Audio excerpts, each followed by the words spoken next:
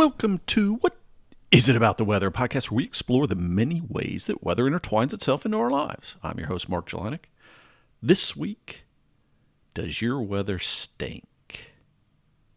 Before we get there, before we dive into the main topic, let's touch base on, weather.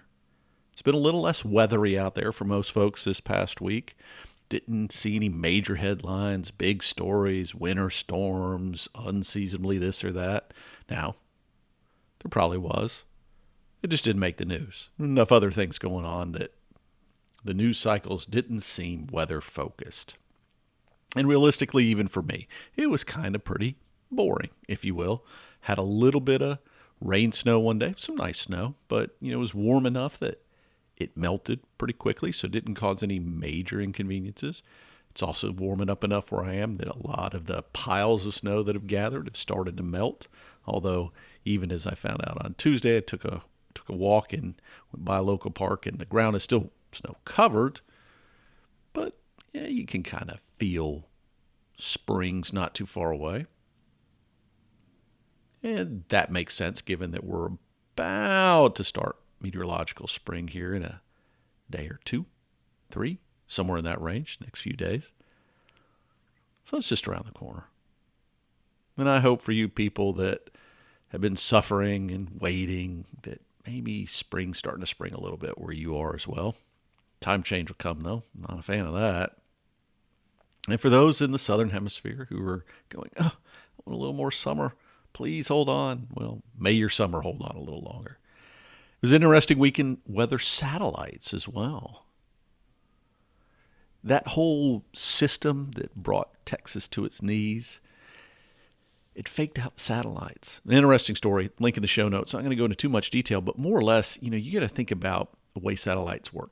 A lot of times the information they're retrieving is not an actual image, if you will. It's a sensor that says, okay, it's this cold, or it's that cold, or there's something coming back and it's telling me something at a different wavelength, and that might tell me something about temperature, about humidity, whatever it might be. Well, it was so cold, unseasonably cold in Texas, and even in parts of Canada with this event, that the satellites got confused and put the resulting information down as the top of clouds. Thought that was interesting. Yeah, I mentioned a few weeks ago also on satellites about a radar and satellite, a NASA probe. Well, the folks over at Climacell, who I mentioned before, kind of a startup in the weather space, if you will. We're not so much a startup anymore, but they were a few years back, are getting in that whole CubeSat race. So, yeah, like I said, a lot of satellite-related news this week in the weather world. But let's not spend too much time there. Let's get to the main topic. Is your weather stinky? And why are we even talking about it? Now, I must apologize. Somebody sent me a message about this. Either I dreamt it, but I don't think so. And I can't find it. Couldn't find it in my emails. Couldn't find it on Twitter. So wherever it is, I've lost the message. And I don't think I'm dreaming it up. Somebody mentioned something about the smells of weather. Now, I thought it was a longtime supporter of the podcast, Aaron, and I've sent a message, haven't heard back. Not surprising. I wasn't good. This was a message a few months ago, and I noted it down as a future episode, and I also responded to the person at the time and said, I thought I did, that way back in the day when the podcast first started, and I was doing some video episodes as well called You Ask, We Answer, I talked about this. I talked about specifically the smell of rain associated with rain. That was the focus back then, right? So there's really 3 things when it comes to rain. We'll start there since that's what it was. It wasn't where this message went. This message was a different season, and they kind of suggested it as an idea. Again, apologies to whoever it was. Reach back out to me, whoever it was that sent me that message, so that I can make sure that I've addressed the topic. And if I don't address it today, well, hopefully we'll figure out a way to do so. 3 things with rain.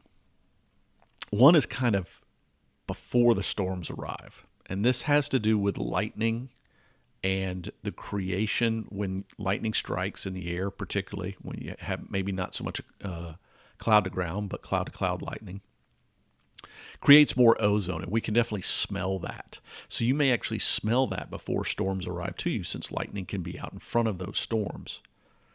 Or the winds may carry the ozone ahead of the main storm itself, right? If you got some sort of gust front or something else that's propelling the air in front of a storm. Then you get a second one.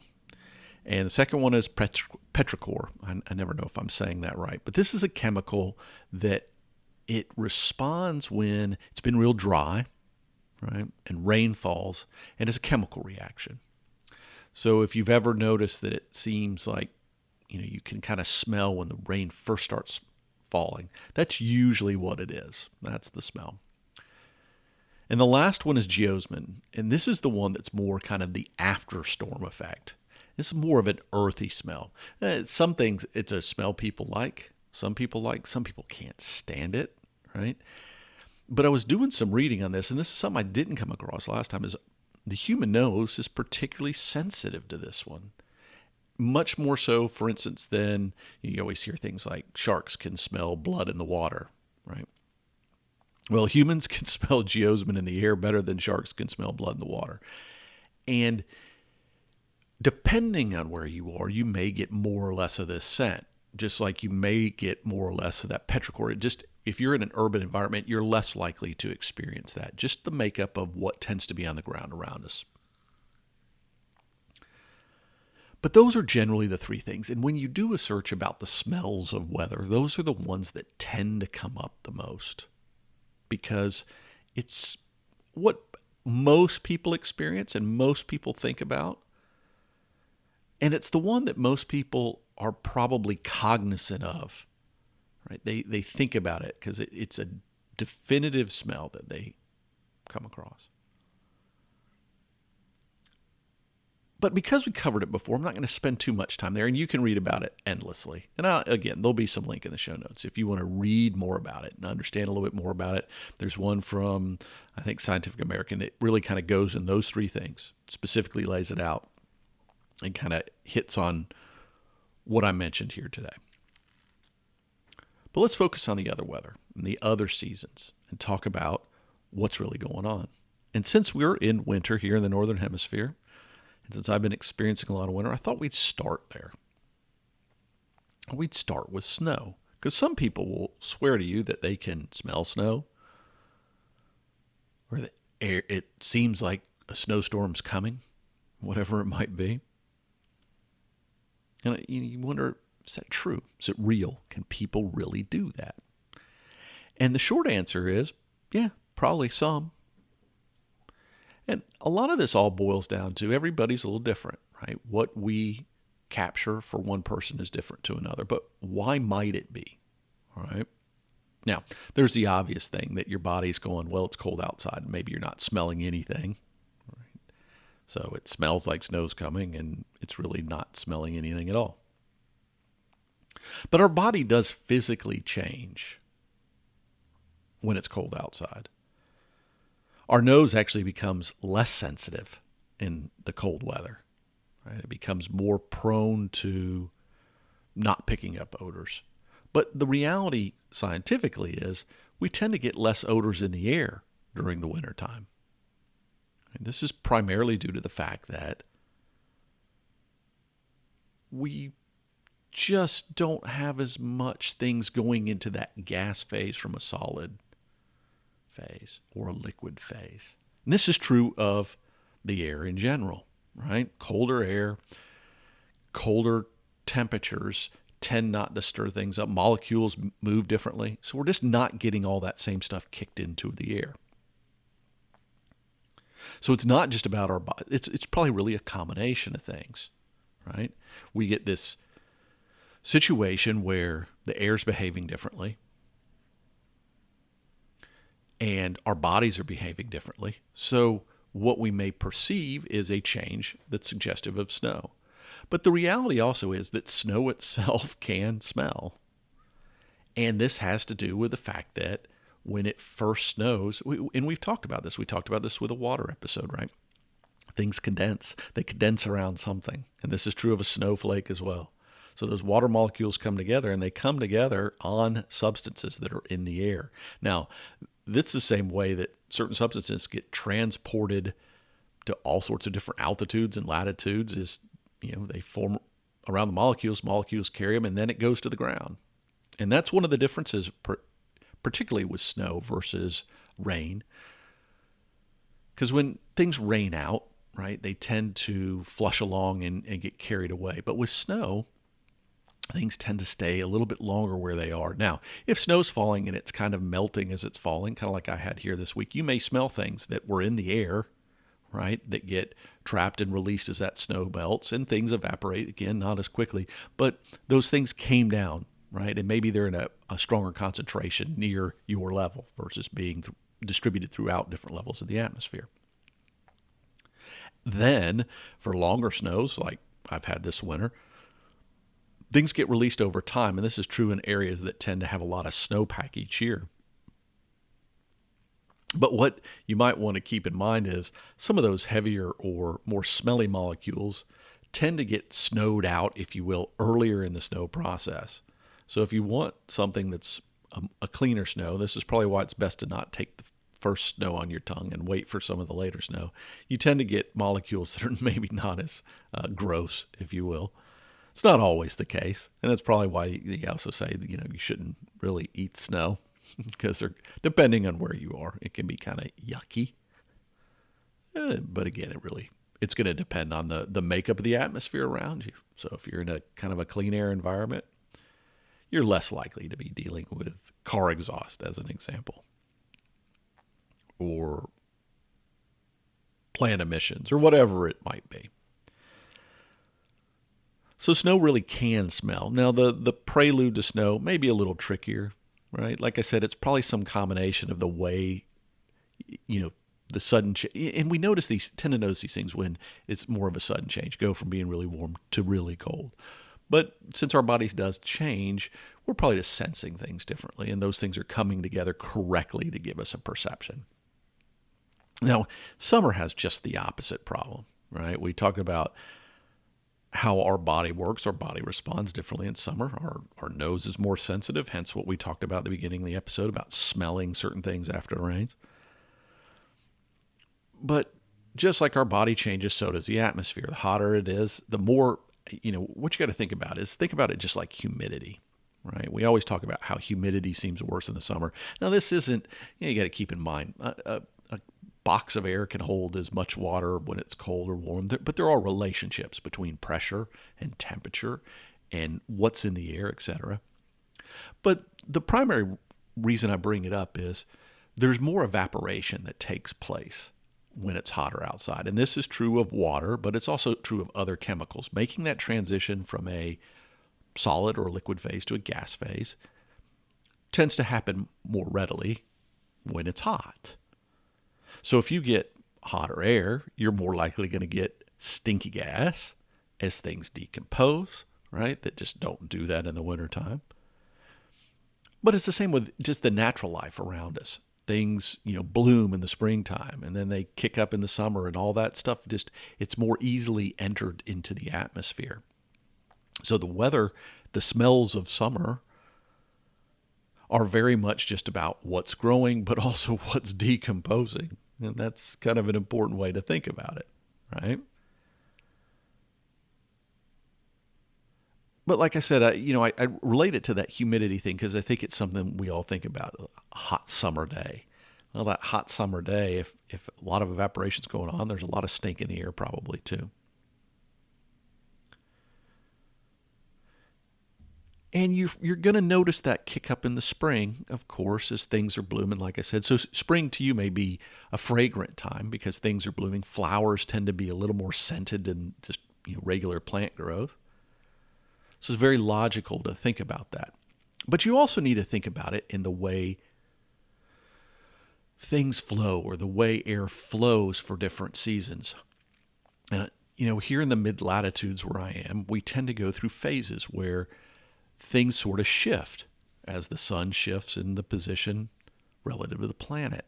So we go through phases where it's more stormy, if you will, or weather patterns flow through the region. But think of it also in the way of what the normal wind flow is during a given season, right? And where the weather that influences your area more likely comes from different times of year, because that can all play into this, and it's going to change the smells that you have in a given season. And this happens in fall too. I like to talk about how I love fall because it gives us certain seasons of smell or of color, right? That fall weather helps with that.